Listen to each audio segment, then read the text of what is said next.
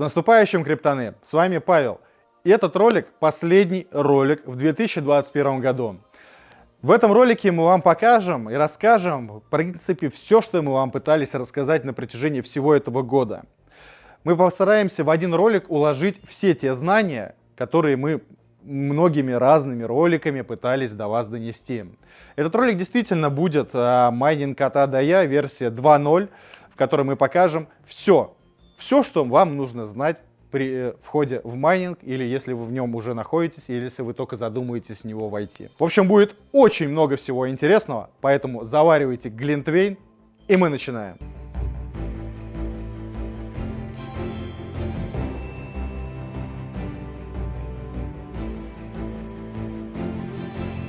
И первым делом, когда мы решили зайти в майнинг, после того, как мы увидели кучу роликов о том, как это прекрасно, как люди здесь зарабатывают, делают тысячи иксов своих вложений, мы должны с вами рассчитать бизнес-план. Какой-нибудь, хоть маломальский, и желательно максимально реалистичный и максимально дерьмовый, те условия, на которые мы можем с вами рассчитывать.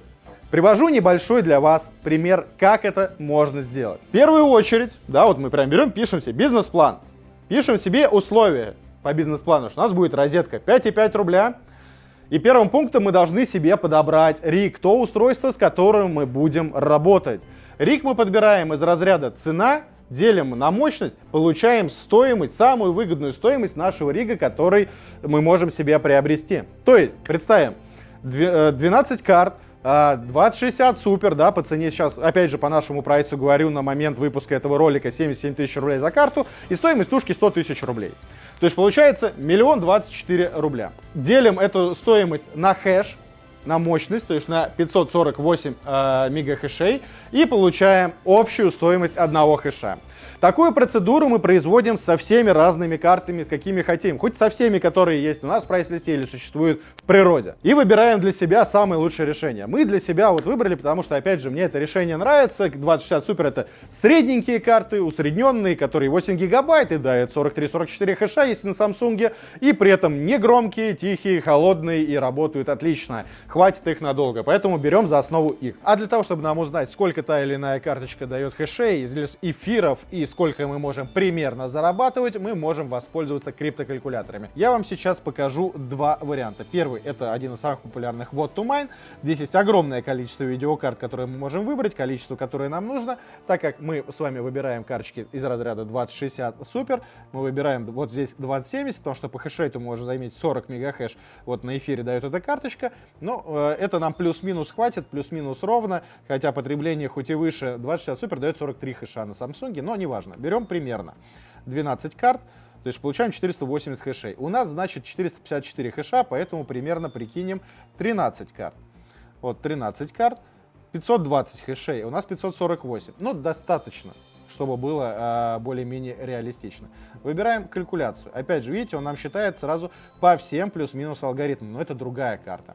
У нас немножко другого типа. Итак, у нас калькулятор прогрузился, и видим, сколько в долларах мы получим на эфире. Да, вот здесь типа плюс-минус за вычетом розетки за счет потребления. Ну вот именно чистые 32 доллара. А здесь мы видим, сколько мы получим в эфирах за 24 часа. Вот 0,83 эфира. От 0,83 до 0,79. Ну плюс-минус.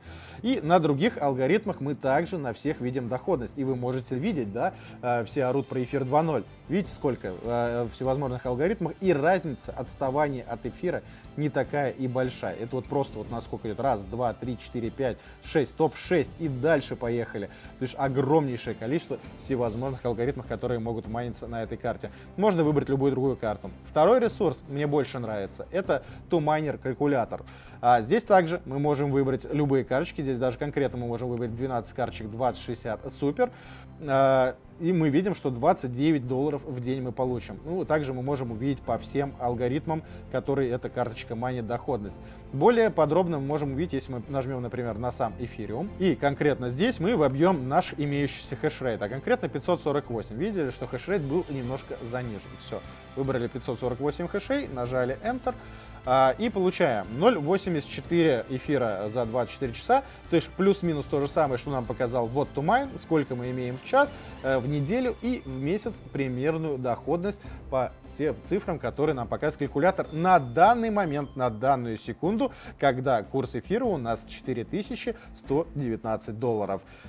Такие расчеты можно произвести абсолютно по любой карте и абсолютно по любому алгоритму. Получается, 548 хэшей дадут нам 0,25 эфира в месяц по вот Тумайну на сегодняшний день. Съемка идет 27 декабря, ну чтобы вы понимали. То есть примерно 3 эфира в месяц мы с вами заработаем. Не спешите опять ругаться, то, что мы не учитываем сложность, слушайте дальше.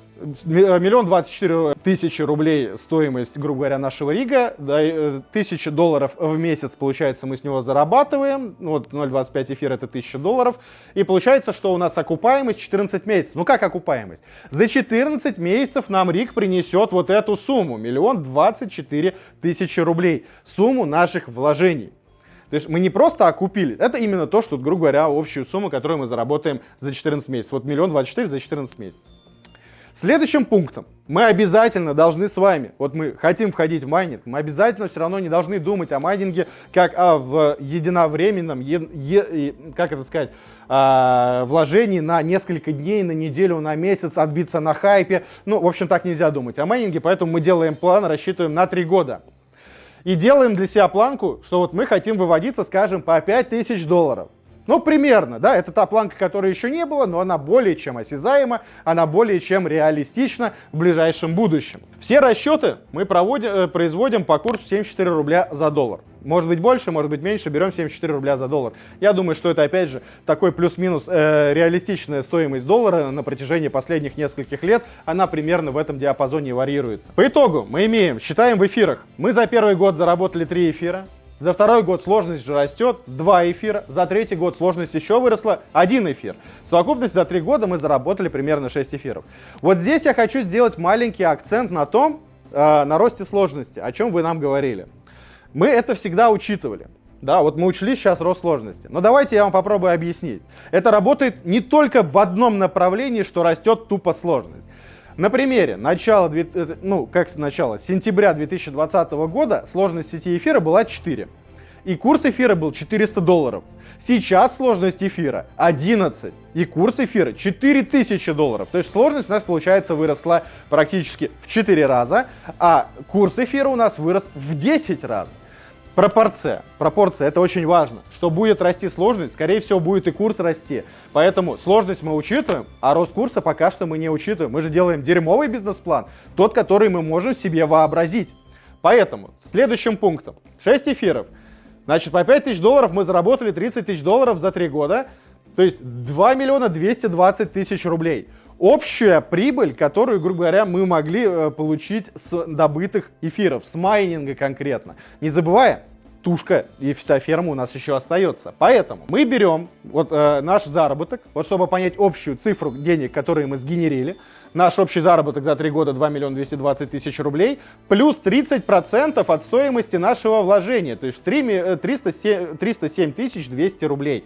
И получаем 2 527 200 рублей общая сумма, которая у нас есть, с учетом того, что мы продали наш риг за 30% от его стоимости. Опять же повторюсь, смотря когда вы будете продавать ваше оборудование. Если оно совсем уценится и устареет, то да, это вот не больше 30%. Если вы продаете, когда криптозима, ваше оборудование, то здесь вы еще меньше можете заработать денег, к примеру. А если вы продаете ваше оборудование на хайпе, а оно всегда будет учитываться, его цена из разряда стоимость за мегахэш, то вот здесь вы можете поднять до 70%, вплоть даже через 3 года, стоимости вашего оборудования. Если не за все 100% или даже не дороже того, что вы его покупали, с учетом роста ценообразования на все комплектующие. Но неважно, мы делаем дерьмовый бизнес-план, берем 30%.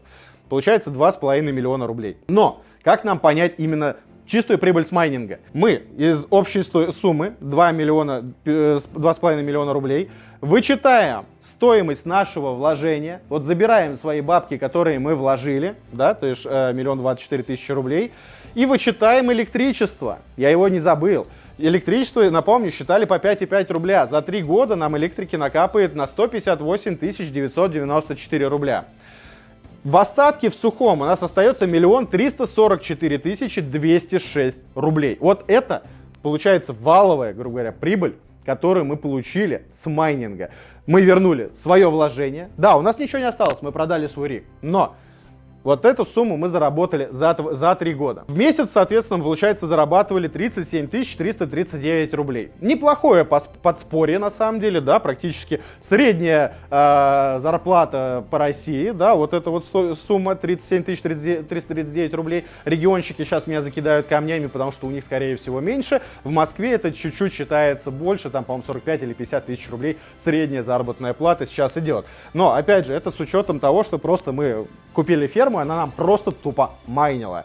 Мы за ней следили за ее работой и платили электроэнергию. Налоги я пока не учитываю, сейчас мы к этому придем. Значит, 37 339 рублей умножаем на 12 месяцев, получается, что за год мы зарабатывали 448 068 рублей или 45% годовых от суммы нашего вложения. Вот сколько мы вложили, вот 45% годовых мы получили с тех денег, которые мы вложили.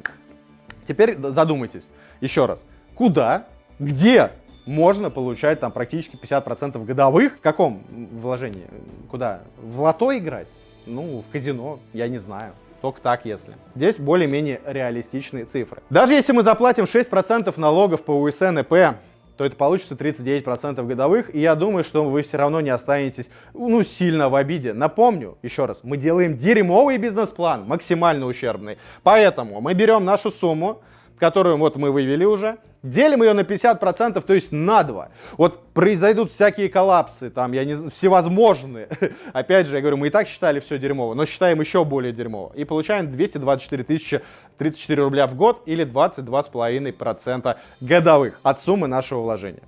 Это пассивный бизнес, хочу вам еще раз напомнить, что он не требует работы над ним 24/7. Один раз нормально настроили, создали к нему нормальные условия, и дальше он работает сам по себе. Вы просто проверяете его работоспособность и выводите ваше намайненное по той планке, которую вы для себя задали, по тому бизнес-плану, который вы для себя создали. Все, вот самое хреновое, в принципе, на что мы можем с вами рассчитывать. И это с учетом майнинга за 3 года, с учетом того, что в первый год будет больше, плюс-минус во второй меньше, в третий меньше, потому что сложность мы учитывали, а рост цены эфира мы с вами не учитывали. И все равно это получается очень даже неплохо. Вот кто скажет, что это плохо, я не знаю, ну тогда путь в майнинг вам закрыт. А люди, которые понимают, что это очень неплохо для подобного рода вложений, инвестиций. 4-м пунктом мы с вами обязательно должны разобрать на 5 ближайших алгоритмах после эфира тот же самый расчет. То есть мы берем любой алгоритм, там, Ворону, Эрго, Эфира, там, не знаю, CFX, Cortex, любые алгоритмы, вот хотя бы 5 ближайших после эфира. Мы все с вами знаем и переживаем, что может наступить 2.0. После 2.0 все накроется пушным зверьком и тип майнингу склеит ласты. Но такого, конечно, не произойдет, и истинные криптоны это уже давным-давно понимают и знают. Поэтому в любом раскладе делаем на всякий случай расчет на ближайшие 5 алгоритмов по тем же самым цифрам. Вот максимально дерьмовый бизнес-план и понимаем после этого, надо оно нам вообще, вот этот геморрой лезть или не надо. И учимся работать с криптой. Это одно из самых важнейших занятий, с которым вы должны работать на протяжении вот этого всего времени, пока ваша ферма майнит. Вы должны учиться работать с криптой. Ведь если вы научитесь стейкать, торговать на споте или, не дай бог, уже даже научитесь торговать на бирже, вот на фьючерсах и как-нибудь еще, то все вот эти доходности вы можете увеличить, там, не знаю, x10, x100, прям вот как нехер делать. Вот особенности в период за 3 года, особенности имея хотя бы вот эти 6 эфира. Это несложно будет сделать. Вы сможете увеличивать свой доход и очень-очень сильно. Но, еще раз, мы делали с вами дерьмовый бизнес-план. Короче, все у нас готово. Мы себя подготовили к самому худшему варианту. И мы готовы идти дальше. Мы посчитали для себя, грубо говоря, риг, который примерно мы хотим взять. Посчитали прибыль, которую мы сможем с него получить. Дальше, следующим делом, мы идем покупать оборудование. Сейчас я вам попробую рассказать, как подобрать все-таки комплектующие для своей фермы, из чего собирать свой риг. Первое, с чего вам надо начать, это выбрать корпус. Корпуса есть разные. Вот, например, классический корпус на 12 видеокарт. Есть точно такой же, у нас, по крайней мере, на 8 видеокарт, он всего лишь на 40 сантиметров короче. Есть такие же корпуса и на 6 карт, и на 4 карты. В общем, и они есть в свободном доступе, их всегда можно приобрести в интернете, объявлений полным-полно. Мы же, в свою очередь, сделали для вас еще 11 потрясающих концептов, начиная от маленькой малышки, заканчивая огромным титаном на 48 видеокарт. Ну, тут уже кому что больше нравится. У нас концепты есть узкие, горизонтальные, вертикальные, любые, с охлаждением, низкие. Короче, кому что хочется. Куб квадратный такой вот прям вообще компактненький. На нашем канале вы можете посмотреть видео о каждом нашем концепте. Они так и называются: концепт номер 1, номер 2 и так далее. Ну, это если кому-то будет интересно. В общем, мы это сделали для того, чтобы у вас был выбор, подобрать для себя то решение, которое подойдет лично вам, для размещения в балконе, в подвале, там, не знаю, в гараже, где угодно, или же у себя в квартире возле стены, для того, чтобы он еще и радовал глаз, если он красиво будет собран в красивом корпусе. С корпусом мы разобрались, и теперь нам необходимо выбрать материнскую плату. Материнскую плату надо выбирать, исходя из критерия посадочных мест для видеокарт. Скажем, если на материнской плате всего лишь 4 PCI-порта, то вы сможете туда установить не больше 4 видеокарт. Если же 6 PCI-портов, то 6 видеокарт. Если на материнской плате присутствует также 1 или 2 M2 порта, то вы можете с их помощью расширить на еще 2 посадочных места для видеокарт и уже установить до 8 видеокарт такую материнскую плату.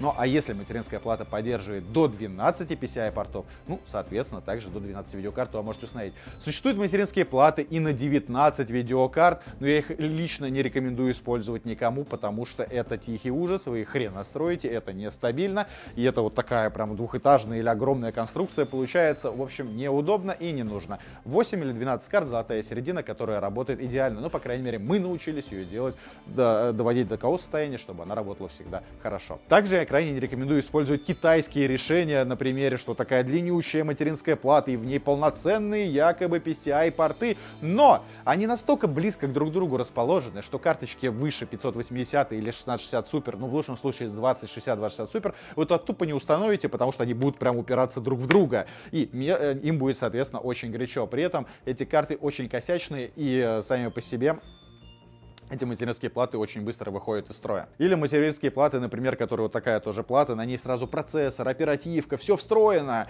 И прям только карточки поставь, и там также будет до 12 видеокарт PCI распаянных слотов, даже напрямую на USB. Их я также не очень рекомендую использовать, потому что если сломается какая-нибудь комплектующая в виде оперативной памяти или того же самого процессора, то эту мать можно будет отправить в утиль. Мы выбрали материнскую плату, но для того, чтобы она у нас завелась и запустилась, нам необходимо подобрать к ней процессор и оперативную память.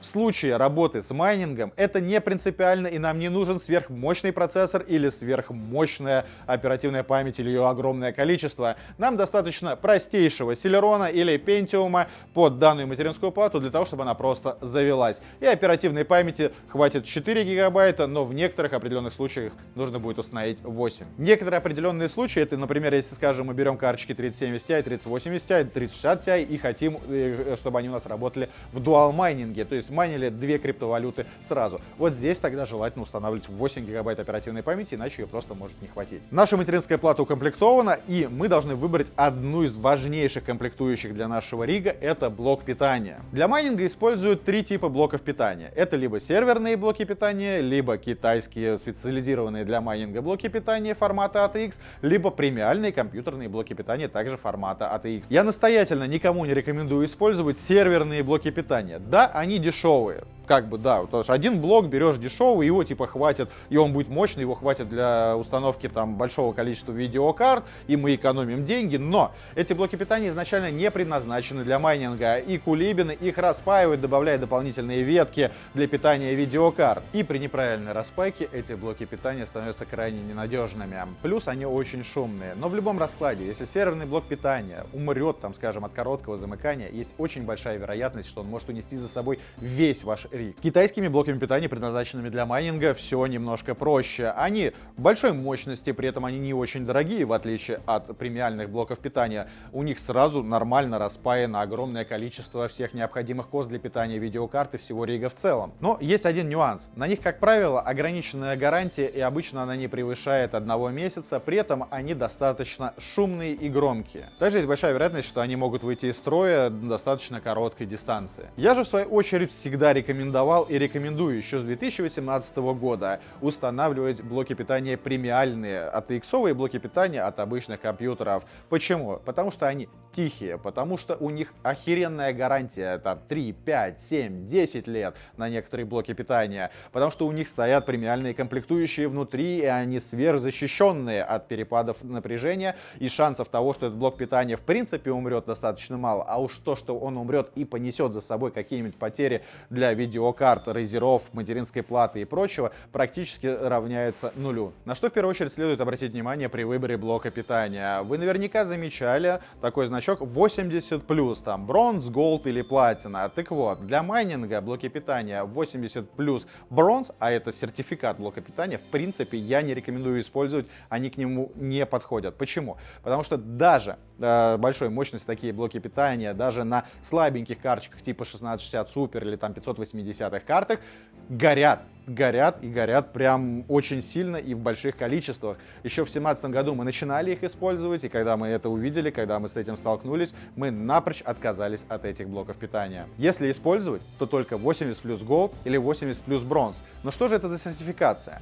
Попробую объяснить на примере киловаттного блока питания. Киловаттный — это 1000 Вт. Так вот, если блок питания 1000 Вт и на нем установлен сертификат 80+ Gold, то мы можем 100% быть уверенными, что 800 Вт в нем точно есть. Но грузить блок питания на все 800 Вт я точно не рекомендую. Я настоятельно рекомендую оставлять всегда 20-30% мощности блока питания незадействованной, для того, чтобы блок питания долго и счастливо жил на долгой дистанции. Для примера, сколько же мы можем видеокарт установить на такой блок питания? Блок питания, значит, мы с вами определили 1000 Вт, 800 Вт у него КПД. Значит, возьмем карточки, например, 3090, потребление 340 Вт.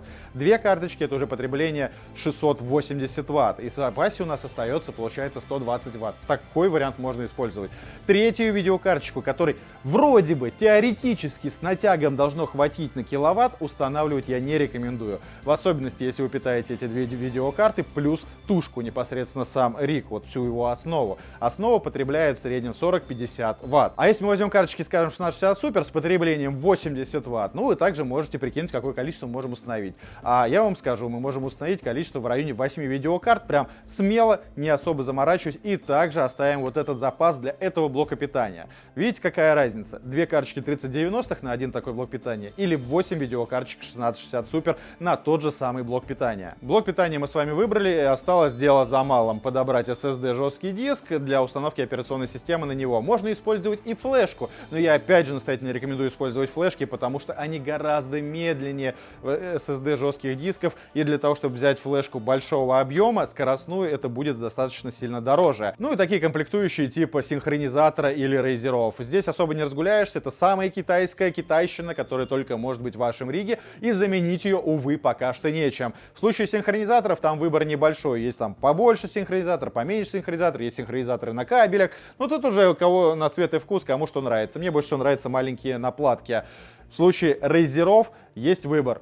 Рейзера на SATA, на Molex, на 6-пин или универсальные. Но здесь тоже каждый решает для себя и под себя, что он хочет использовать. Кто-то считает, что рейзера на SATA использовать нельзя, мол, они хреново держат потребление, они перегорают.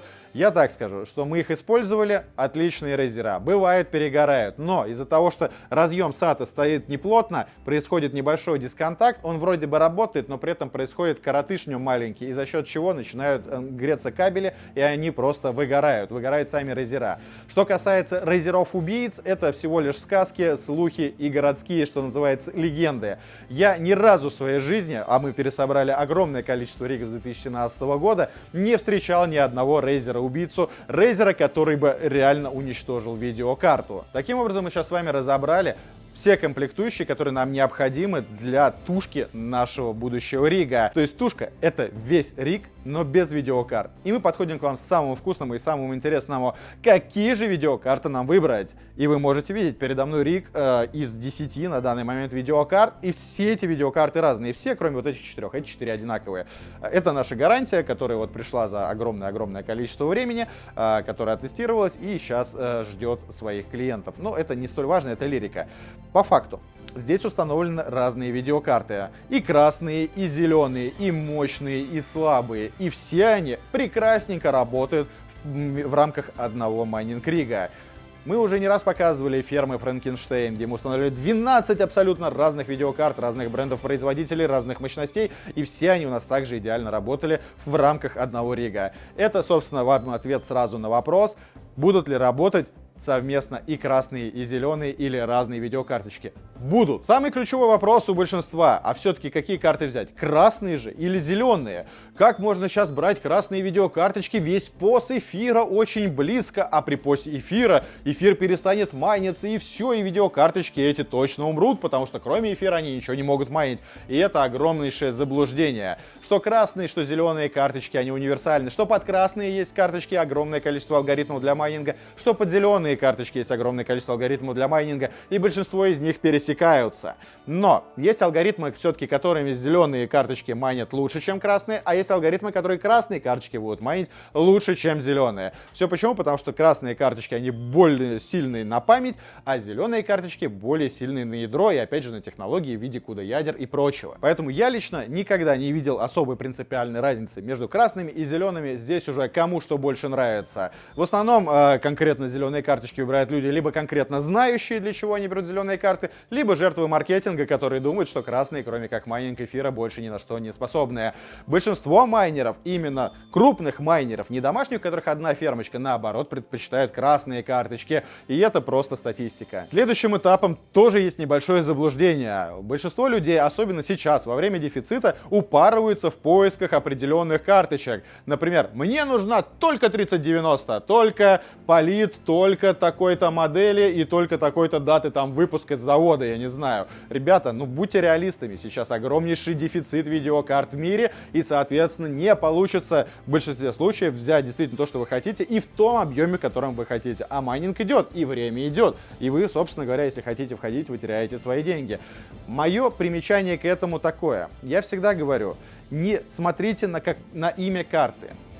Будь это 3090, 3060, 3070, 580, 6600 или 6800 XT, 6900 XT, неважно какая карточка. Смотрите на ее мощность под тот алгоритм, под который вы ее хотите взять. Если под эфир, то смотрите на эфир, если под ворону, то на ворону, если под эрго, то на эрго. И здесь уже делайте выбор из расчета цена хэша в этой карте. Как еще раз посчитать цену хэша? Скажем, на примере карточки RX 580. Карточка стоит 51 тысячу рублей и дает 30 хэшей. Соответственно, мы берем 51 тысячу рублей и делим на эти 30-31 хэш и получаем цену 1 мега хэша. Мы говорили об этом, когда составляли бизнес-план. Так вот, если на карточке RX 580 цена за хэш будет примерно, скажем, 1790 рублей, 1700, там вот так вот в этом диапазоне, а на карточке 3090 та же самая цена за хэш при майнинге эфира будет стоить 2,5, 2,700 или даже 3000 рублей, то вывод очевиден, на каких карточках надо собирать себе риг. Поэтому не упирайтесь в название или бренд видеокарты. Упирайтесь, вы занимаетесь бизнесом, майнинг это бизнес, упирайтесь в максимально выгодное для вас на данном этапе, на данном моменте предложение. Следующий момент. Память видеокарты. 4-гиговые карточки, да, у нас отвалились от майнинга эфира. Отвалились. Напомню, в 2018 году, на начало 2018 года, DAC-файл эфира весил 3,2 гигабайта. И только под конец 2020 года отвалились 4-гиговые карточки. Дальше примерно по аналогии вы сможете сами произвести расчеты, через сколько отвалятся карточки 6-гиговые. По порядкам еще год, полтора, два у них на майнинге эфира есть точно. Потом, конечно, да, DAC-файл перерастет 6 гигабайт. Карточки 8-гиговые, их хватит на ближайшие 3-4 года, и здесь даже не надо заморачиваться. заморачиваться. Через 3 года вы, скорее всего, будете обновлять парк оборудования, либо вам будет уже вообще насрать. Отбились они уже 100 раз, и хрен с ним. Просто поставили на другой алгоритм, который требует меньше 6 гигабайт или 8 гигабайт, и они вам продолжат майнить. Карточки же свыше 8 гигабайт, 10, 12 гигабайт можно использовать, брать сейчас только для дуал-майнинга. Но мы снимали уже об этом ролик, и на самом деле это бесперспективная история, которая может сегодня принести немного больше, завтра принести немного меньше даже доходности, нежели майнинг целевой того же самого эфириума.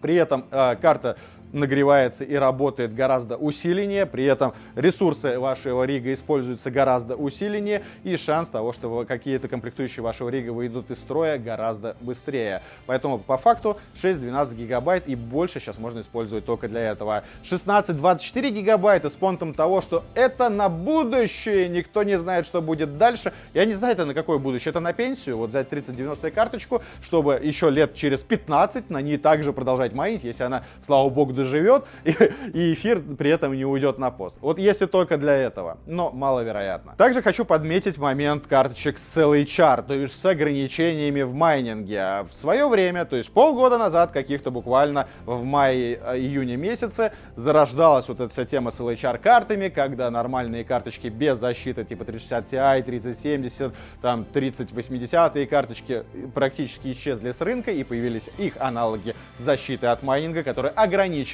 хешрейт, и для всех это была трагедия огромнейшая, хотя я этой трагедии никогда не видел. Сейчас объясню почему. Ведь изначально стоимость этих LHR карточек была сильно дешевле, и даже если мы возьмем карточку 3080, которая давала 95 хэшей, а в случае LHR карточки она давала нам 60, если мне память не изменяет, хэшей еле-еле, и казалось, что кошмар, зачем ее брать, карта с ограничением для майнинга, но при этом она стоила 1000 на 60-70 дешевле обычной карточки 3080 без залочки, и это все равно оказывалось выгодно. Плюс майнеры периодически разлачивают эти видеокарточки. Сначала была разлочка на 40%, сейчас уже разлочка этих видеокарт практически на 70%. Может быть, когда-нибудь их разлочат целиком. Поэтому бояться и опасаться карточек LHR я бы не стал. Всегда подходите к расчету из разряда цена за мегахэш. Следующим этапом для вас может быть важно потребление видеокарт. Но этот момент может быть важен только если вы упираетесь конкретно в розетку. Представим такую ситуацию. У вас есть балкон. На балкон вы можете подключить устройство мощностью всего лишь 1,5 киловатта и не больше. Ну, не позволяет у вас больше там квартира или балкон подключить туда устройство. Поэтому риг из 6 видеокарточек 3090, скажем, вы туда просто не поставите. Ну, точнее, он не будет работать, потому что он потребляет больше. Зато вы легко сможете поставить риг из 12 видеокарт 580, 2060 Super или из 6 видеокарт там каких-нибудь 3070, неважно. То есть есть всегда варианты решения этой проблемы, но под ваши конкретные задачи. Поэтому критерий потребления я бы использовал только в случае, если вы в него упираетесь. В доходности майнинга, вот эта стоимость потребления, которую мы платим ежемесячно за розетку, она настолько практически незначительна, что не стоит ее брать как аргумент к покупке. Потому что если карточка, скажем, с более энергоэффективным потреблением изначально стоит на 3-5 тысяч дороже такого же аналога с таким же хэшрейтом, но с большим потреблением, то вы можете прикинуть, за сколько времени у вас сравняется, отобьется эта переплата за карту для того, чтобы взять карточку с более низким потреблением. Очень дохрена времени должно для этого пройти, а майнить надо здесь и сейчас. Понимаете? И лучше сэкономить эти деньги, на эти деньги взять дополнительную мощность, которая вам принесет больше эфиров, больше крипты, нежели сэкономить парочку там сотен рублей на электричестве за счет того, что карточка потребляет меньше. Надеюсь, сейчас стало понятно, как подобрать комплектующие для вашего рига. Сейчас я передаю слово Александру, который расскажет более подробно про сборку майнинг-ригов. Наступающим Новым годом, криптоны! С вами Александр, и сейчас мы разберем сборку рига, точнее пройдемся по всем этапам, по всем основным и ключевым моментам для того, чтобы у вас не было никаких проблем в сборке рига, если вы это делаете самостоятельно. Начинается все с корпуса. Корпус у нас стандартный, классический, приезжает он в разобранном состоянии. Вам нужно только прикрутить две боковины и вот эти силовые планки, чтобы держать весь каркас. Далее мы устанавливаем материнскую плату. И чтобы нам понять, на какое расстояние установить материнскую плату, мы берем два крайних рейзера, вот так вот, таким образом, и протягиваем до ближайшего PCI разъема, вот сюда.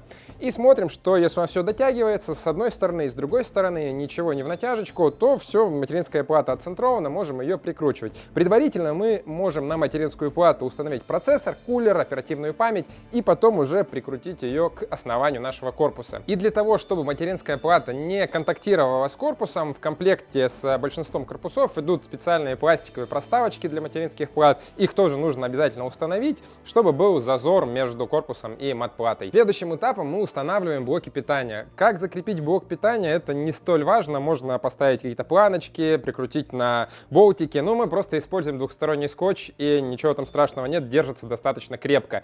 Устанавливаем мы с одной и с другой стороны примерно посередине вот пространства, чтобы косы дотягивались до половины карт в риге. После того, как мы установили наши блоки питания, мы подключаем основной блок питания к материнской плате, запитываем процессор, основную шину и синхронизируем блоки питания между собой с помощью синхронизатора. И переходим к установке видеокарт. По установке видеокарт никакого секрета нет. Мы просто, если у вас в корпусе есть разметочка, то вы по разметке расставляете ваши видеокарты. Я рекомендую использовать расстояние не менее 10 сантиметров между бэкплейтами.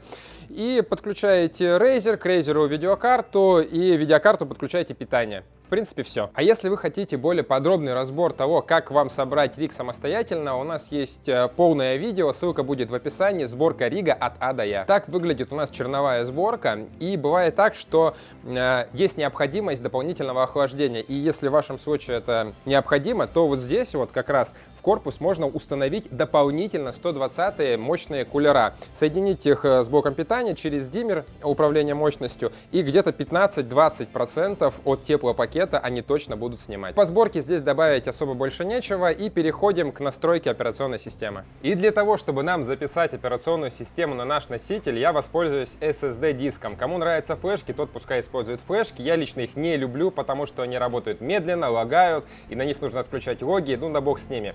Дальше нам потребуется вот такой переходник, обычный переходник с USB на 2.5. Можно взять коробку из-под выносного жесткого диска, в принципе, неважно.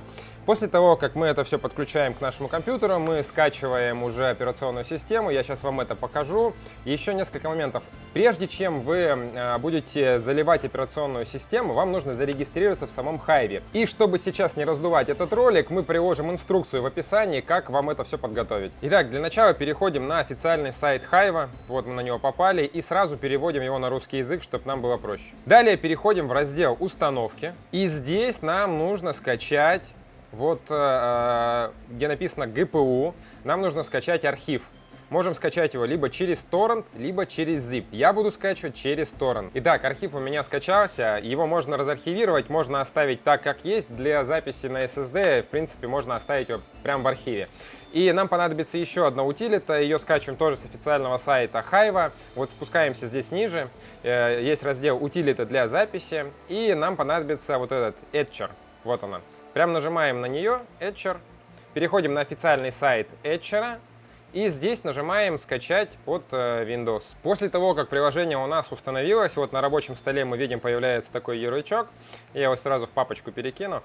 И открываем это приложение, запускаем точнее. И все, и у нас сразу появляется интерфейс для записи нашего носителя. Так, подключаем SSD к компьютеру, нажимаем «Флэш». Выбираем наш архив. После того, как мы выбрали архив, выбираем наш носитель. Вот у меня мой диск. Нажимаем Select и нажимаем запись. И ждем завершения записи. Ну все, наша SSD-шка записалась, Hive уже на ней. И сейчас нам нужно сделать следующее. Нам нужно синхронизировать наш личный кабинет в Hive с данным диском. Есть два способа, как это сделать. Первый способ: мы можем прямо напрямую с компьютера сюда залить RIG ID. Где его взять, я сейчас вам покажу. Для того, чтобы найти RIG ID, переходим в личный кабинет Hive, нажимаем «Войти в систему». После того, как мы вошли в наш личный кабинет, вот здесь мы попадаем вот в такое окно, переходим в нашу ферму. После этого мы видим у нас те риги, которые мы создавали. У вас может быть 1 риг, 2 или 3 рига.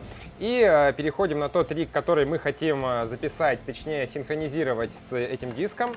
Вот я, например, сюда перехожу. И здесь мы видим вот такую вкладочку Rig Config. И его мы скачиваем. Вот видите, загрузка завершена. Я его открываю.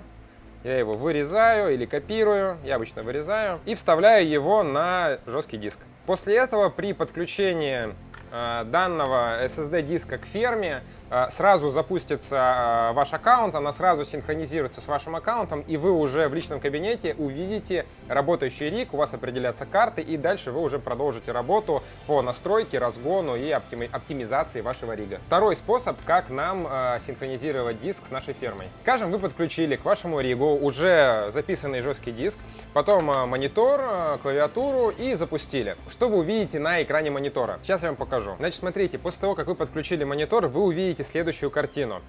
Данный риг, который я сейчас вам привожу пример, он уже подключен к другому аккаунту. И у вас тоже может быть такая ситуация, то что, ну, скажем, риг приехал с какого-то сервиса или от какой-то доставки, или даже наш риг, там может быть тоже забит наш аккаунт, да, для тестов мы так делаем, мы забиваем наш аккаунт.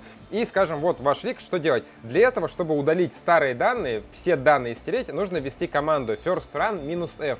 Данная команда есть также здесь в подсказках, она всегда высвечивается, вот она. И можем ее просто скопировать и вставить вот здесь, где у нас мигает курсор. Ставьте пробел между фразой first run и -f, потому что были у нас случаи, когда люди вводили команду, а у них ничего не получалось, потом я подключаюсь и вижу, что они просто вводят без пробела. Нужно с пробелом. First run, пробел, -f. И нажимаем Enter. И мы видим, пошел процесс удаления всех данных конкретно с этого аккаунта. Точнее, не с аккаунта, а конкретно с этого рига. То есть удаляется прежний владелец. Дождемся завершения и продолжим. Все, мы видим то, что удаление, очистка прошла успешно. Нажимаем Enter, и нас просит ввести RIG ID заново. Где взять RIG ID? Мы переходим в наш риг, в нашу ферму, переходим в настройки рига. И здесь мы видим в самом верху сразу RIG ID. Вот данный RIG ID. Его мы вводим в поле. Так, у меня 53, 29, 95. 29, 95. Enter. Он просит пароль. Пароль у нас ниже. Вот, видите, трехзначный. Данный пароль нигде больше не используется, поэтому его сильно глобально заморачиваться, ну, придумывать не нужно. Я вот просто ставлю 1, 2, 3, и этого достаточно, потому что это внутренний пароль, он никуда во внешний мир не транслируется. 1, 2, 3, пробел. Здесь я нажимаю «Нет». Все.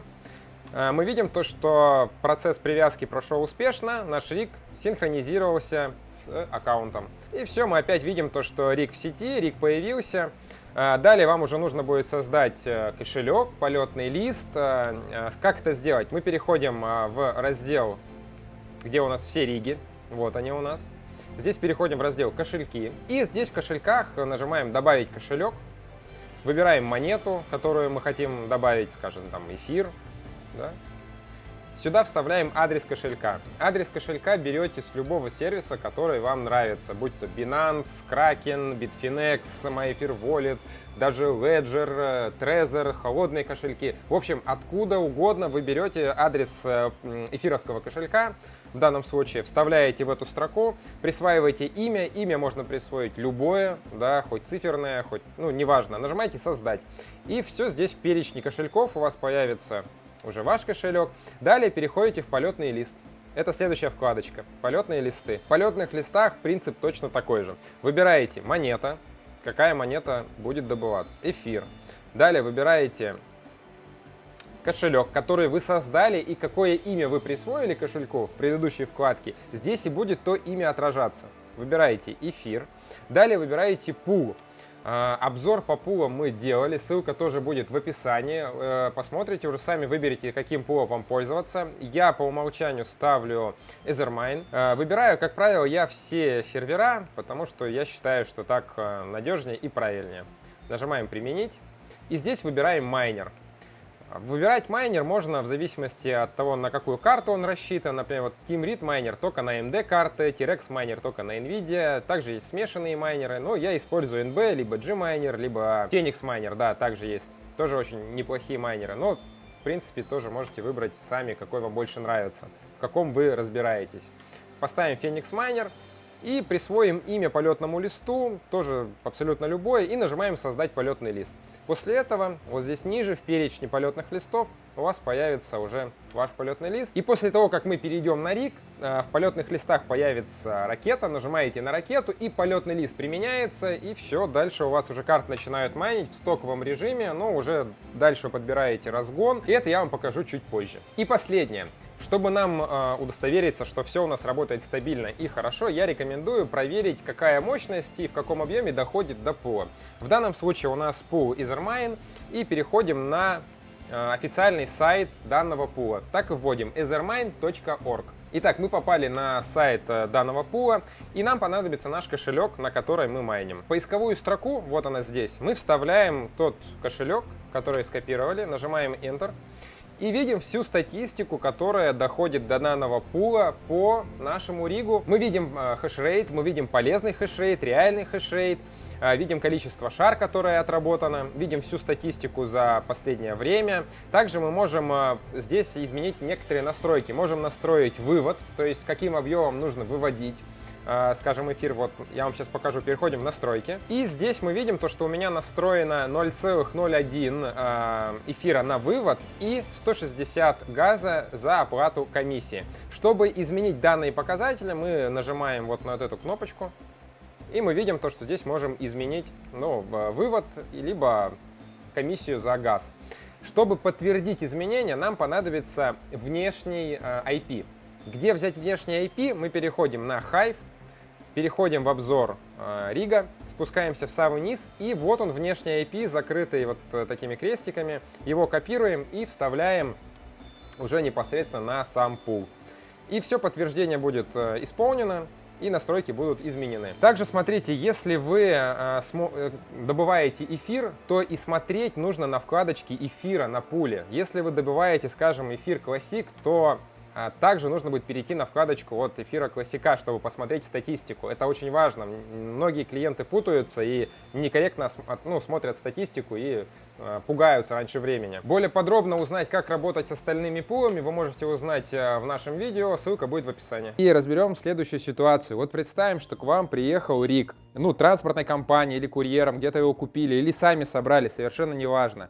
И первое, с чего вам нужно начать, это касается не самого рига непосредственно, а подготовить нужно пространство, помещение, где будет данный риг стоять. Но тут ничего страшного и прям грандиозного нету. Помещение должно быть хорошо проветриваемое, сухое. Для домашнего майнинга ничего больше не нужно.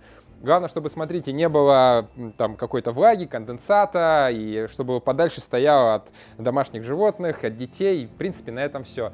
И касательно по электричеству. Старайтесь, чтобы была отдельная выделенная электрическая линия, и подключен риг должен быть через пилот. Не экономьте на пилоте, даже если у вас стоят премиальные блоки питания, дополнительная защита еще никому не помешала. Возьмите хороший пилот там, на 2,5-3 киловатта за 2-3 тысячи рублей, это, наверное, предел их стоимости, и он вам сослужит хорошую службу. А теперь перейдем непосредственно к самому ригу. Значит, первое, что нужно сделать, это проверить все коннекторы, все соединения на риге, все досконально. Проверить подключение карт, чтобы все было доткнуто. Проверить подключение рейзеров на материнской плате, чтобы нигде ничего не отходило. Рейзера к картам, чтобы были доткнуты, чтобы все было подсоединено максимально плотно. После этого, как мы проверили, что все соединения у нас плотно сидят, мы смотрим, чтобы в кулерах ничего не мешало, ничего не попало, провода не мешали работе кулера. Например, часто бывает, что провод стопорит работу кулера процессора, и из-за этого ферма может просто не заводиться. Она стартует, но не дает никакую картинку и не выходит в работу.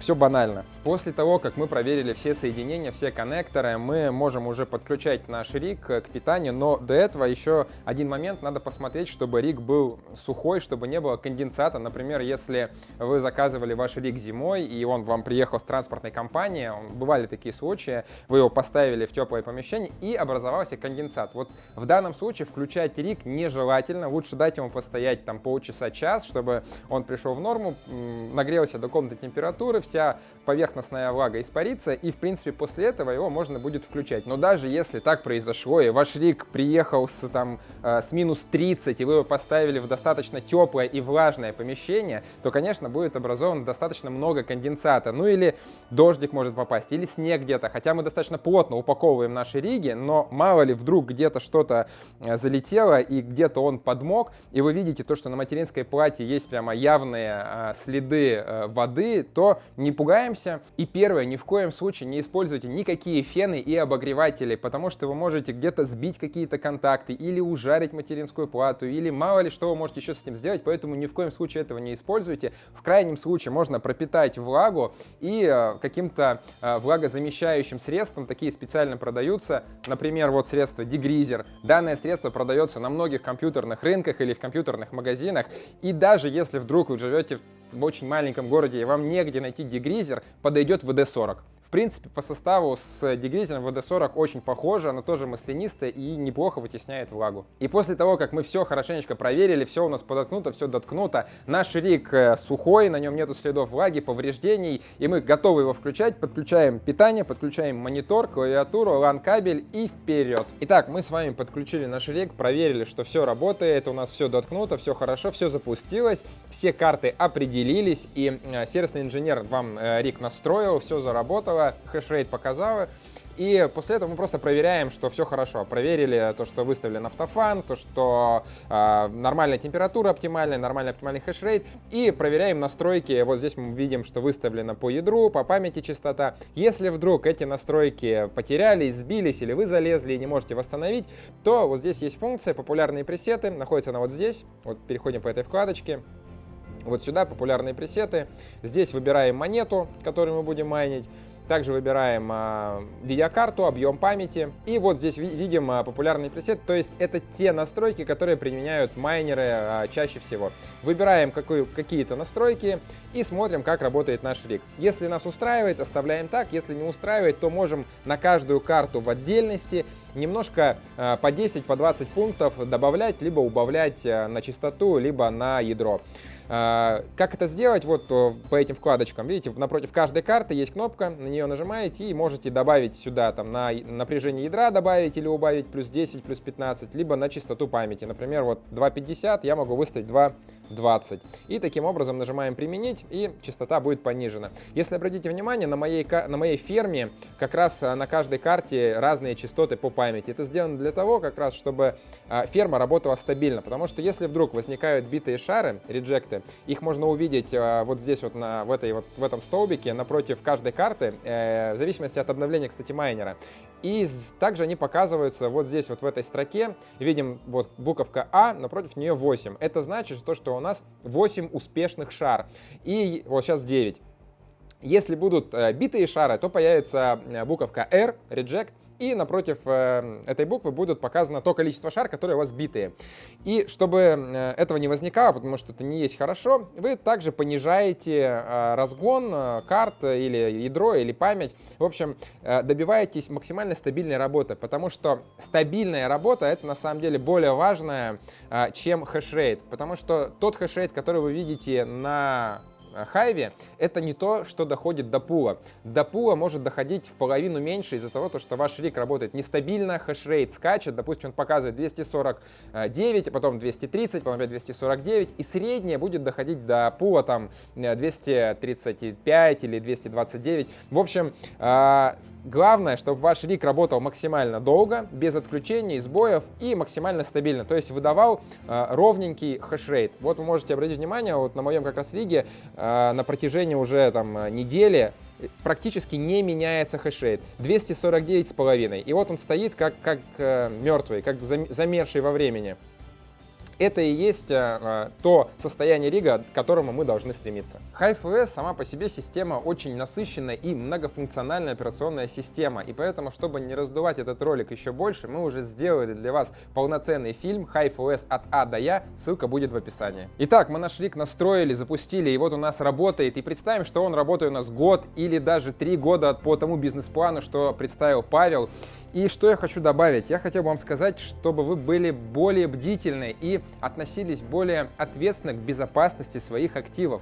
Например, те средства, которые вы намайнили на риге или на пуле ригов за год или за 3 года, старайтесь как-то диверсифицировать свои риски. Возьмите половину от того, что вы намайнили, и уберите в холд. спрячьте их подальше, воспользуйтесь теми же самыми холодными кошельками, Ledger, Trezor или Cool Wallet, неважно, какой нравится. Мы делали, кстати, об этом достаточно полный обзор, ссылка будет в описании. И уберите вот эти 50% подальше, пускай лежат, вам так будет спокойнее и житься, и спаться. А 50% то, что у вас останется, не бойтесь и не стесняйтесь работать с этими активами. Не знаю, подторговывайте на бирже, но грамотно. Я не говорю, что прям ломануться со всей дурью, да, и со всеми активами, еще плечо какое-то взять, x20, x30 и просрать все на ровном месте. Аккуратно. Почитайте, узнайте, работайте на споте. На споте особо много не потеряешь, но крайний случай, да, что вы там невыгодно продались, но вы просто невыгодно зафиксировались. Не по $5000, а по 4700. Это, наверное, самый большой риск торговли на споте. Потерять там все свои средства крайне-крайне тяжело, если все делать с умом и грамотно. То же самое можно, если вы там не хотите торговать, можно воспользоваться просто вложениями, застейкайте свои средства. Но хотя тут стоит оговориться, что это не совсем, не очень выгодный вообще способ расширения своего капитала. Проще эти 50% вывести в фиат и докупить мощности, докупить ферм. Это тоже вариант работы с активами, расширения мощностей. Вот как по бизнес-плану мы считали, представим, что цена достигла $5000, эта цена нас устраивает, мы зафиксировались, вывели 50% стоимости и на эти деньги можем расширить свой парк оборудования, докупили еще риг или несколько ригов, ну или там несколько карт, у кого какие возможности. И это как раз будет дополнительной нам мощность, это будет больше нам майнить и быстрее окупать то оборудование, которое у нас уже есть. И данная мощность как раз будет компенсировать нам рост сложности. Мы все с вами знаем, что сложность на эфире постоянно растет, и таким образом, то есть мы добавляем еще пул мощности, то есть расширяем парк оборудования и уравниваем рост сложности. Постоянно остаемся на том же уровне добычи крипты, на котором мы как бы заходили. Ну, по крайней мере, примерно. И если через там год все хорошо, мы намайнили хорошее количество крипты, вывели по хорошему курсу, и нам хватает на еще целый риг, то здорово, хорошо, мы покупаем новый риг и можем этим ригом диверсифицировать наши риски. Например, старый риг у нас остается на эфире, а новый риг может майнить ворону. А разница, кстати, на сегодняшний день между добычей вороны и эфира всего лишь 30% или даже того меньше. И уже на протяжении полугода ворона не сильно отстает от эфира, и были моменты, когда ворона даже была доходнее эфира. Поэтому, в принципе, я думаю, что даже если вдруг эфир уйдет на эфир 2.0, пост, я думаю, майнеры голодать точно не будут. И важно помнить, что все, что я вам здесь сегодня говорю, это рассчитывается на 50% от того, что мы с вами намайнили. Не бросайтесь в омут с головой. Зафиксируйте вот 50%, оставьте. Пускай, у нас же с вами бизнес-план на 3 года, и потом через 3 года или там через 5 лет мы выведем эти 50% уже по тем курсам, которые будут в будущем, и по тем курсам, которые будут приемлемы для нас. И таким образом мы с вами получим и не такую, конечно, большую прибыль, если мы будем сразу бросаться там и на все намайненные покупать оборудование или там на бирже выходить, но мы таким образом скомпенсируем свои риски, мы их усредним, и спаться нам будет легче. Поэтому ко всему нужно подходить с головой, не нужно становиться наркоманами, не нужно мчаться сломя голову. Постепенно, потихоньку, помаленьку. Вы знаете, да, как в том старом анекдоте, черепаха все-таки обогнала зайца, и не будем глупыми зайцами, а будем разумными черепахами. Ну и главная мантра: неизбежного не избежать. Поэтому нам, майнерам, не нужно суетиться и переживать по каждому инфоповоду, который вбрасывается в медиа. У нас есть бизнес-план, у нас есть стратегия, и мы должны ее придерживаться. И таким образом мы должны варьировать между всеми ситуациями, которые происходят, не паниковать, не переживать, потому что в конечном счете побеждает тот, кто более холодный, более терпеливый и не паникует. Ну и самое интересное, как же вывести нашу крипту в деньги? Вот мы майнили, у нас накопилась крипта. У кого где? На разных кошельках. У кого на Ledger, у кого на Myzer Wallet, у кого на Binance, у кого на MetaMask.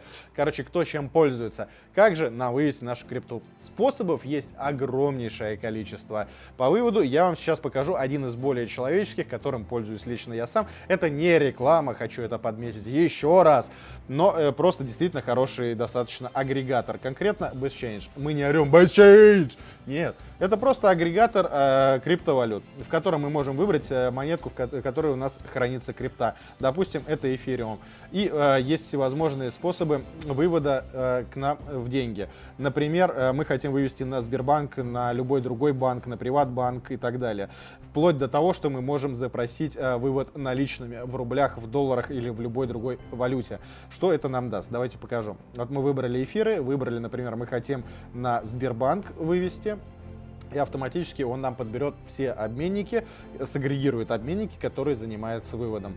Здесь мы видим наименование обменника, от какого количества эфиров этот обменник меняет. В данном случае первый от 0,5 до 40 эфиров всего может поменять вам. Какие-то обменники от 0,4 эфира, какие-то от 0,3, некоторые обменники от 0,2, некоторые обменники вам захотят поменять только от одного эфира. Ну вот пока что я здесь таковых не наблюдаю. Видимо, скинули немножечко количество эфиров на вывод. Здесь мы видим курс, по какому мы получим за один эфир, да, и, соответственно, чем ниже обменник, тем дешевле он будет покупать у вас эфиры. Здесь мы видим его резерв, то есть у этого обменника резерв 39 миллионов. И если мы, например, хотим вывести 40 миллионов, то этого сделать не получится, потому что у этого обменника столько денег нет.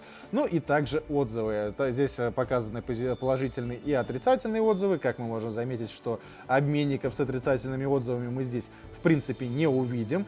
То ли BestChange обменники с отрицательными отзывами просто удаляет, а вот есть один обменник с отрицательным отзывом. То ли он их просто может не фиксировать. В любом случае риск есть везде и всегда, отзывы лучше почитать. Я этим ресурсом сколько пользуюсь, меня лично, по крайней мере, он ни один обменник пока что не кидал. У любого обменника, вот мы можем на него перейти. То есть, опять же, мы с BestChange ничего не делаем, никто нам ничего не отдаст. Он всего лишь агрегаторы, которые покажут нам обменники. И на сайте мы видим вот про обмен. Все на русском языке, все очень просто. Операторы онлайн. Вы всегда можете задать все вопросы, которые вас интересуют, любому оператору в режиме реального времени, в чате они вам будут отвечать. И здесь, соответственно, мы видим, что мы отдаем эфир и получаем на Сбербанк деньги. Вот один эфир мы отдаем, получим 300 тысяч. Вводим карту, вводим наши данные, имя, фамилия, отчество, имейл, жмем продолжить. И вот мы видим, что мы отдаем один эфир, получим сумму, наши данные и так далее. Здесь мы можем соглашаемся с правилами и создаем заявку. Видите, нас перекинуло, опять же, на номер заявки. Здесь мы все изучаем. От 30 до 12 часов мы получим наши деньги на карту. Перевод придет как от физического лица. Но при этом я еще раз всем рекомендую, если вы выводите деньги, проводите их как ИП, либо как самозанятый в избежание того, чтобы вам не пришлось потом в дальнейшем за это дело краснеть. В данном конкретно обменнике, чтобы получить реквизиты кошелек, то нам надо написать либо на почту, либо вот в чат, где нам пишет оператор, что мы напишем дайте реквизиты, и они нам дадут реквизиты их кошелька, которые мы с нашего кошелька организуем перевод одного того же эфира или той суммы, которую мы хотим вывести. В течение 30-12 часов, 30 минут-12 часов нам денежка упадет на карту от физического лица. Дальше мы переходим в приложение «Самозанятый» и проводим эту сумму по налогам. И тем самым будем чисты перед законом, чисты перед собой. Поверьте мне, 4-6% это не те деньги, по крайней мере, пока не ввели конкретный определенный аквет за крипту, которого мы будем платить 13%, это не страшно. Но мы заработаем свое честно. Есть еще один способ, как же нам вывести свою крипту, и для этого нам понадобится платформа Binance, а конкретно ее подраздел P2P торговля. Для этого переходим на вкладочку Binance, точнее на страницу Binance, переходим во вкладку торговля, здесь выбираем раздел P2P, и здесь мы видим уже вот все предложения, которые есть на обмен. Это своего рода доска объявлений. Здесь такие же вот пользователи, такие же майнеры выставляют свои объявления, то есть они готовы вам произвести обмен на крипту, либо крипту на фиат, либо фиат на крипту, неважно, и по своим там определенным ценам, по своим определенным возможностям. Давайте вот разберем небольшой пример. Смотрите, здесь можем выбрать купить, продать. Нас интересует вкладочка «Продать», потому что мы же выводимся в фиат. Выбираем какую-нибудь, вот что мы хотим зафиксировать, допустим, эфир. Нас интересуют рубли. И здесь мы видим, вот, например, тех пользователь, который выставляет свои предложения.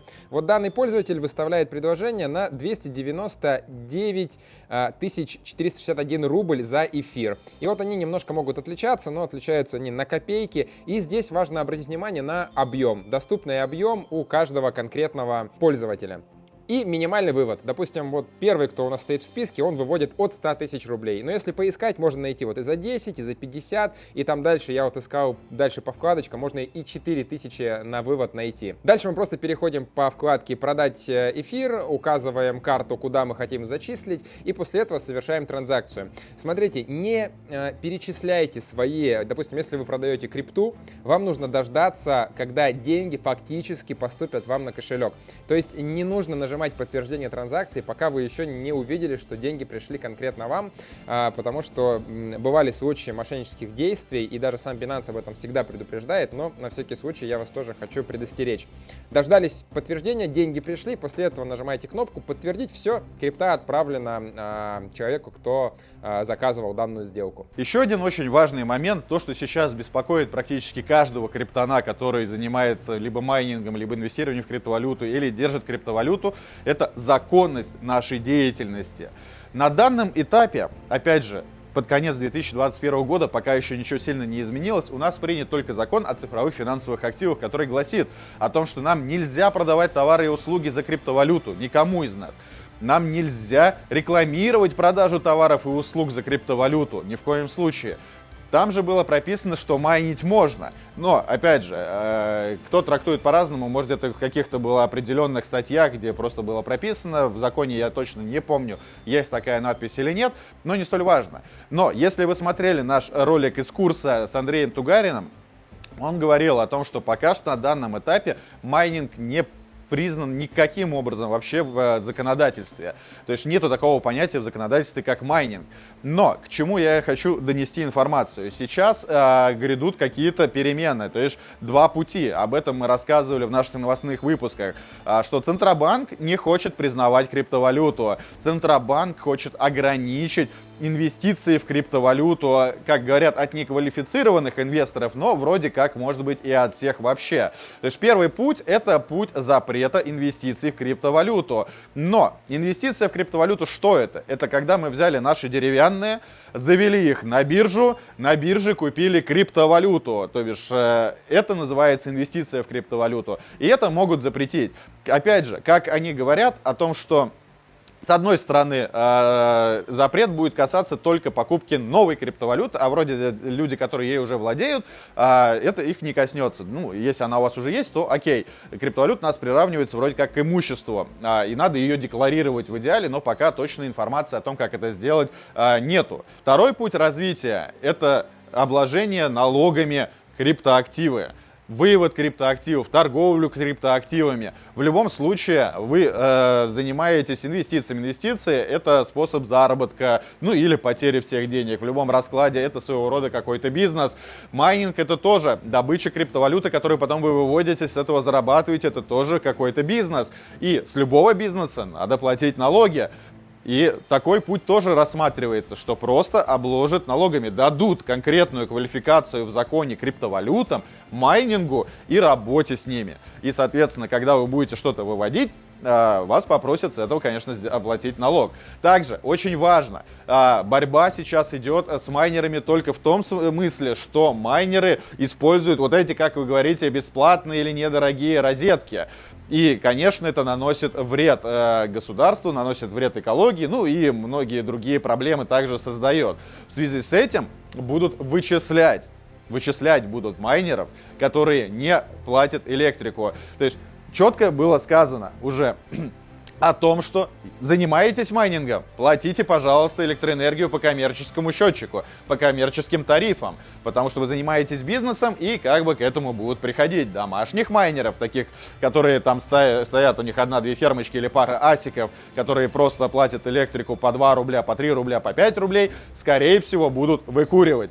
возможно, сделают историю с тем, что надо будет зарегистрировать свое майнинг-оборудование, что вот вы майнер, что у вас есть такая-то конкретная мощность, которая потребляет столько-то. Вам, пожалуйста, дадут определенные тарифы, чтобы вы майнили, платили электроэнергию просто по более повышенному тарифу. И это не настолько страшно. Гораздо будет страшнее и печальнее, если за счет того, что вот таких вот майнеров, которые не платят электрику вообще, скрываются, подключаются, подсасываются к электростанциям, тырят электричество, и из-за них вообще нам запретят какую-либо историю работы с криптовалютами. По пути Китая запретят вообще все на свете. Но пока что никакого закона не принято. Решаться вся судьба криптовалют и работы с ними будет в 2022 году.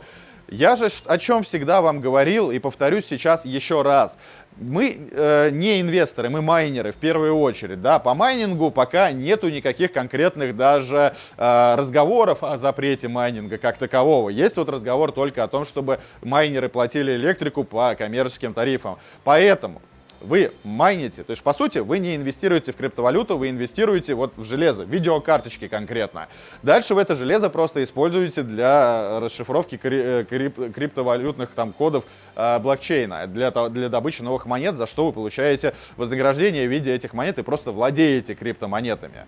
В дальнейшем эти криптовалюты вы храните где-то. Кто-то на Binance, кто-то на каких-то кошельках. В случае, если вы храните на Binance, то вы давно должны были уже заметить, что Binance, по крайней мере, особенности новым пользователям, но вроде как и старых тоже уже заставил, верифицироваться. Когда вы верифицируетесь, вы даете все свои данные русскому подразделению Binance, ну и компании Binance в целом. И поэтому, если конкретно по вам пойдет какой-то запрос в Binance, и Binance даст все ваши данные, то станет понятно, какими активами вы владеете, сколько вы заработали, сколько вы потеряли, сколько вы вывели и заплатили ли вы с этого налог.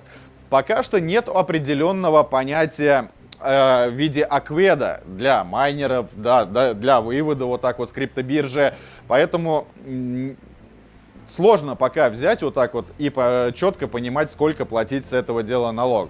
Если вы физическое лицо, насколько я знаю, и вы вообще не самозанятый, не ИП, и просто выводите себя на карты, и если к вам придут, за это спросят, то вы заплатите 13% вроде как налога.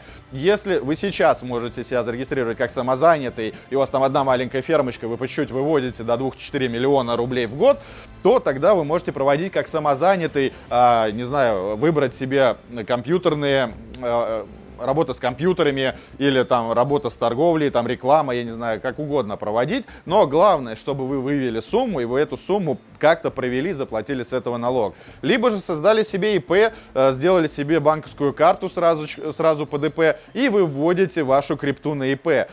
Тем самым вы просто оплачиваете все налоги, а КВЭД выбираете максимально близкий к той деятельности, которой вы занимаетесь. Таким образом, если даже в 2022 году начнут нам закручивать гайки, по крайней мере, у вас будет хоть какая-то отчетность. Если вас спросят, отчитайтесь мне за деньги, которые вот вы вывели, откуда они у вас, то вы сможете показать. Вот, пожалуйста, да, вот я верифицирован, вот мой кошелек, вот мои выводы, вот я столько-то заработал, вот столько-то я заплатил с этого дела налогов. Насколько это правильно, я точно сказать не могу. Вот мы опять же с Андреем Тугариным на эту тему разговаривали неоднократно и снимали ролик. Пока что не было понятно, насколько это правильно или неправильно. Но факт в том, что вы по-честному все равно заплатили налог, и в любом раскладе, я думаю, это зачтется. И в этом плане только совместными усилиями мы сможем, наверное, показать государству, что эта деятельность может быть честной, прозрачной и может принести прибыль не только нам, но и, собственно говоря, государству. И таким образом, возможно, нам не будут закручивать гайки полностью, как это было сделано в Китае, и позволят нам дальше заниматься нашей деятельностью. Но официально государство в плюсе, мы в плюсе, и все сидят на попе ровно и спокойно, без ожидания ужасных последствий этой деятельности, которой они занимаются в случае, если будут приняты определенные законы. Пока что никаких законов не принято. Будем рассматривать и исходить из ситуации, когда они начнут приниматься. Ну, страху я вам нагнал. На самом деле, товарищи с 2018 года периодически ходят слухи о запретах и запрещали там неоднократно, потихонечку. Вот, не нарушайте закон, работайте честно, и будет все хорошо. А сейчас я хочу немножко поговорить о моральной составляющей майнинга, вообще этой деятельности в целом. Это один из ключевейших моментов вообще в работе с майнингом. Цифры — это хорошо, стоимости, расчеты, просчеты — все это хорошо. Но главное — это понимание и отношение к той деятельности, которой вы занимаетесь. Правильное отношение и понимание. Понимание в том, что вы то, что покупаете оборудование сейчас, там, вкладываете в крипту сейчас, я не знаю, каким образом вы ее там добываете, или вот через майнинг оборудование ферм купили, вы докладываете такой фундамент на будущее, на 2-3 года вперед.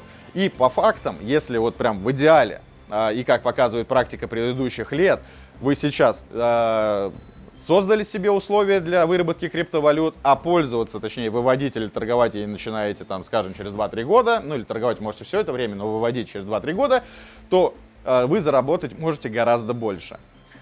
Криптозима, если она как таковая и может быть, то только, наверное, в мечтах.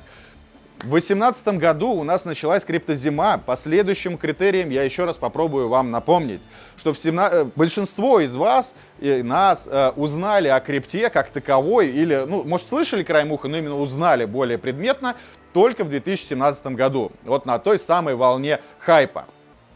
Волну подняли, проинвестировали в нее кучу денег, зашло там, скажем, 10 крупнейших китов, которые вложили туда до хрена бабла, плюс подтянулась Nvidia, плюс подтянулась AMD, потому что им тоже выгодно разбирают карточки, плюс, опять же, инвестора, которые занимаются продажей майнинг оборудования в виде асиков, тоже, скорее всего, инвестировали в криптовалюту, чтобы поднять ее стоимость, чтобы покупалось, приобреталось оборудование для майнинга. Ну, то есть вот небольшой пул людей, так сказать, пропампил ее. На тот момент, даже с учетом того, что люди уже узнавали о криптовалюте, входило в майнинг конкретно и в инвестиции очень мало людей, очень мало, прям вот столечко. Меньше 1%, вот меньше 1% от населения, точнее, даже, скажем, 0,1%, наверное, вот столько людей вошло тогда в майнинг. Обычные домашние майнеры, мы особо никак не можем влиять на рынок. Ну, в принципе, по хорошему счету, и мелкие инвесторы точно так же. Рынком, конечно же, все-таки владеют и варьируют киты, а мы можем к нему лишь присосаться и получать с него какие-то небольшие дивиденды. Но, по фактам, все равно, какой-то пол людей разросся, сложность выросла, крипта выросла вот так вот, потом вот эти киты решили выйти, вывели свои бабки, заработали кучу денег, крипта у нас рухнула вот так, а так как никто тогда вообще не понимал, как к этому относиться, психанули, реально психанули, начали продавать оборудование, начали отключать свое оборудование, и все, у большинства в голове МММ, все сдулось, все полетело в тартарары. И, конечно же, после этого желание у кого-то вот так опять сейчас входить в майнинг не появилось. Ну, реально, поэтому такой был затяжной, грубо говоря, длительное затишье, потому что все подумали, что, ну, действительно, это какой-то пузырь, и действительно туда лезть не надо вообще никаким образом. Но так или иначе, крипта хоть и упала, но она не упала до того минимума, с которого она начался рост в 2017 году. Ну, не упала, она все равно осталась больше, потому что часть инвесторов сохранила свои активы в криптовалюте, часть майнеров не отключили свое оборудование и продолжили майнить на протяжении всего этого времени. Потом вот что-то произошло, DeFi начал очень активно развиваться, интерес к криптовалюте начал опять повышаться, крипта начала опять расти, опять подтянулись майнеры, опять подтянулись инвестора вложения, опять подтянулись институционалы, люди увидели, что действительно это работает, получилась какая-то статистика, которую мы уже реально с вами можем сравнивать, даже те люди, которые вошли в майнинг только в 2017 году, и все это начало крутиться только в более больших масштабах, и сейчас уже весь мир знает про криптовалюту, реально это криптовалюта стоит практически на 5-м месте в России и в мире, а где-то, может, даже на первые места занимает по привлекательности в инвестициях в нее. И сейчас, вот так, как произошло в 2018 году, двум китам просто уронить криптовалюту, поиграться, уронить ее и все, и чтобы все остальные подумали, что действительно это скам, не получится. Да и потому что зашли, говорю, тоже большие люди с большими деньгами, которые не захотят тут просто один раз заработать, и чтобы все это дело потом долгое-долгое время накапливалось. Они уронят, откупят, уронят, откупят, уронят, откупят. В любом раскладе, потому что волатильность это тот пункт, на котором можно зарабатывать. И история про длительную криптозиму, я считаю, в данном этапе просто невозможно, опционально как таковая. Теперь хочу поговорить с вами о тематике того, что майнеры зажравшиеся твари, что оборудование стоит конских денег, что входить сейчас опасно, потому что, опять же, предыдущий момент мы с вами обсудили, может наступить криптозима или эфир 2.0, да и прочее вообще, брать кредиты на это дело, все, потому что это очень дорого, очень дорого. И обычно человек, простой, который даже очень хочет в эту тему войти, якобы не может это сделать. Может, любой человек может, было бы у него только на это желание. Попробую объяснить на примере постройки дома. Вы же когда, если начнете или захотите себе построить дом, вы изначально продумаете, какой он должен быть, да? То есть бизнес-план, который мы с вами сделали. Продумаете, спроектируете, какое вам нужно будет оборудование для того, чтобы его построить, и какие вам нужны будут материалы, для того, из чего будет состоять ваш дом. И строить ваш дом вы начинаете с фундамента. Вы же не начинаете строить свой дом сразу с крыши. Ой, крышу поставил и буду там жить. Нет, любой дом строится с фундамента. И фундамент это не самое дорогое в доме, да? То есть дом может стоить миллионы миллионов, а фундамент может стоить всего лишь 10% от стоимости вашего дома. Точно так же и с входом в майнинг. Вы можете приобрести одну карточку, одну. Сейчас пока что с учетом всех сложностей, с учетом того, насколько все стало дорого и доходность у нас падает практически каждым днем из-за сложности, но и курсы у нас достаточно при этом высокие, вы можете попробовать с одной карты. Вообще для начала понять даже, надо оно вам этот геморрой, не надо, как вы сможете с этого зарабатывать, достаточно для вас, или же его вообще нафиг этот майнинг. Взяли эту одну карточку, купили самый дешевый, я не знаю, на Авито системный блок за 5000 рублей, если не дешевле, чтобы главный блок питания хватило для поддержки этой видеокарты, воткнули ее, и попробовали, настроили, разобрались, увидели первую крипту, сделали первый вывод, разобрались, как это работает, уже въехали в тему. Это очень важно.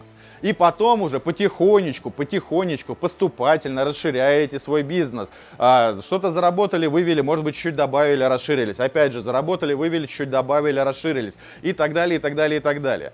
Если же вы захотите сразу входить в тему, в которой вы не разбираетесь, реально, вы не изучили, как это работает, и не понимаете всех аспектов работы майнинга, и сразу бежите продавать свою квартиру, под залог нее брать огромные кредиты, или просто брать огромные кредиты у банка, на всю котлету вливаете себе майнинг оборудование, которое вам, допустим, собрали инженеры, но у вас у самих понимания нету, как с этим работать, то вы можете сесть в лужу, в большую и сильную лужу, потому что кредиторы будут с вас требовать деньги, вам надо будет их максимально быстро зарабатывать, вы будете выводить по самым дешевым курсам, по любым курсам, а будет без разницы, вам надо будет хоть как-то выплачивать кредиторам, когда станет добыча вашей криптовалюты и вывод меньше, чем ваш платеж, что вы начнете распродавать ваше оборудование, чтобы хоть как-то выходить из этой ситуации и будете постоянно на нервиках, будете постоянно психовать и паниковать. А, как я сказал ранее, то, что вы вкладываете сейчас, по идее, в идеале, вы должны пользоваться этими плодами через пару-тройку лет, и тогда вы будете снимать с этого сливки, а не постоянно, потому что дай, надо. И кредит, на самом деле, это неплохо для бизнеса. Майнинг — это бизнес, и любой человек, который когда-либо занимался бизнесом, это прекрасно понимает. И когда вы уже понимаете, как работает ваш бизнес, что вы уже с него имеете конкретную прибыль, у вас уже есть конкретные расчеты,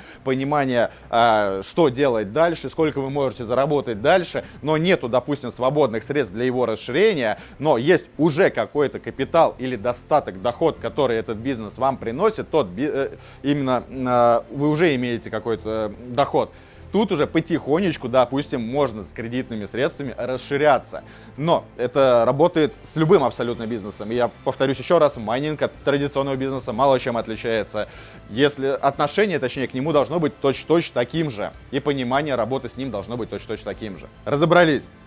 Майнинг можно начинать с нуля, прям с небольших маленьких вложений, постепенно в это дело вникать, разбираться, изучать и потихонечку развиваться в этом направлении. Ну а что касается тех людей, которые постоянно орут и ноют о том, что, цены конские, не купишь даже одну карту, хорошо вам там в Москве говорить о том, что купи видеокарту, потому что у вас там денег есть, а у нас здесь денег нету, и как нам вообще быть, как вы там вообще охренели.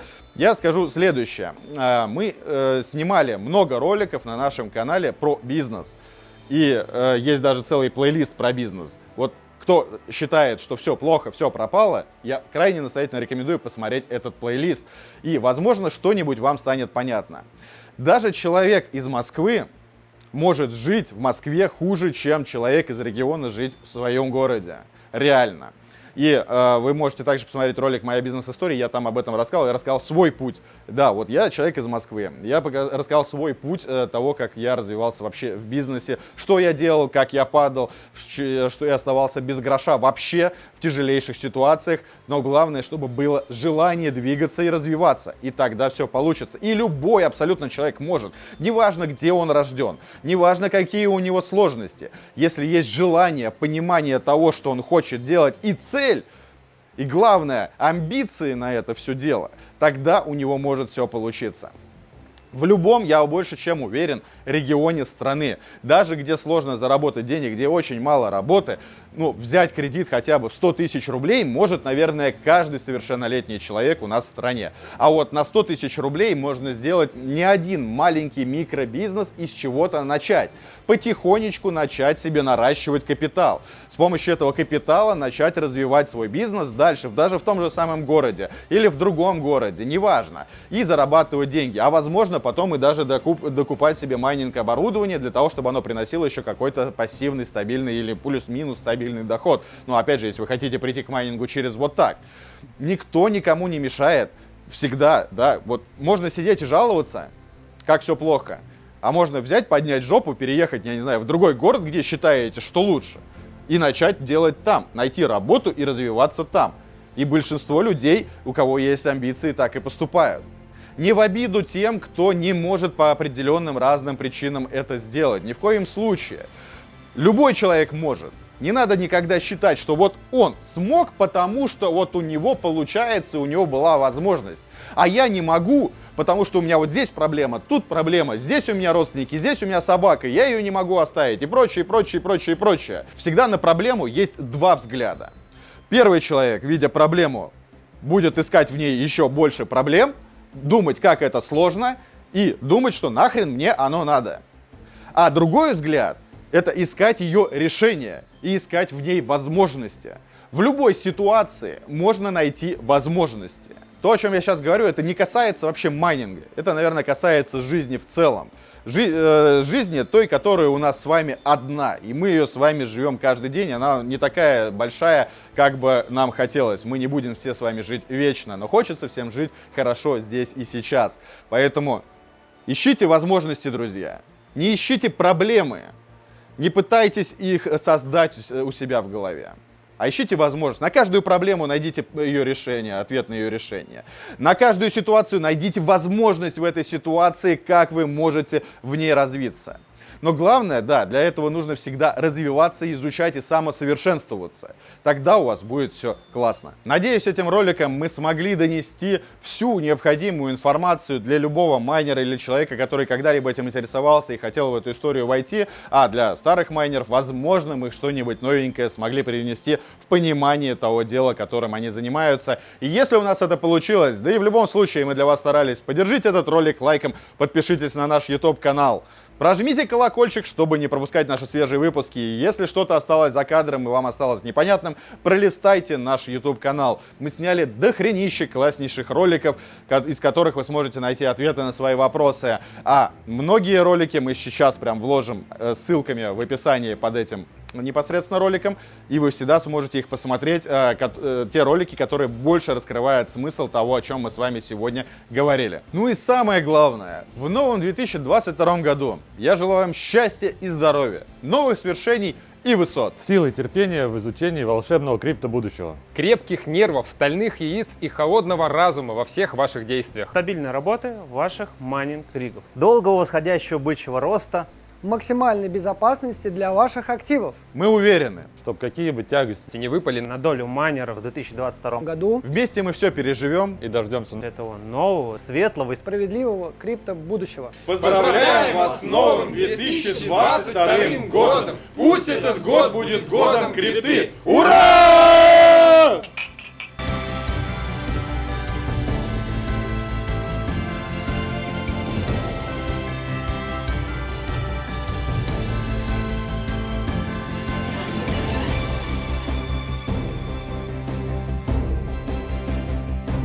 Спасибо вам огромное, что досмотрели этот ролик до конца и добрались до этого момента.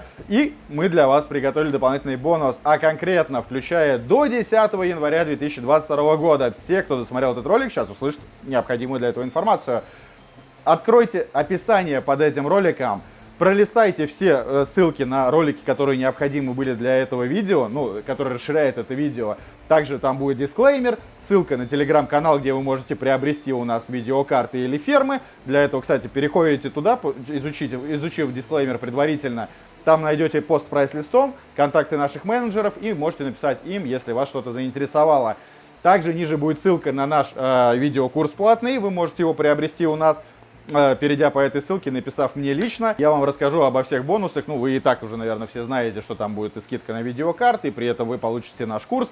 Мы стараемся сделать его максимально полезным и интересным. Но главное, для тех, кто досмотрел до этого момента, еще ниже будет просто ссылочка, дублирующая вот, переход по курсу, без обозначения, просто ссылка вторая. Переходите по ней и напишите, что вы досмотрели этот ролик и хотите получить сертификат со скидкой в 5000 рублей на любую покупку у нас по прайс-листу. Да, друзья, абсолютно любой человек, кто мне напишет именно так. Я досмотрел этот ролик до конца, хочу получить сертификат. Спасибо. Ну, а дальше там уже можете сказать, понравился вам этот ролик или не понравился. А также еще у нас есть спонсорство на нашем канале. И первый уровень спонсорства... Подожди. Первый уровень спонсорства дает... Все, хватит! Второй уровень, третий уровень спонсорства дает скидку на видеокарты. Пока!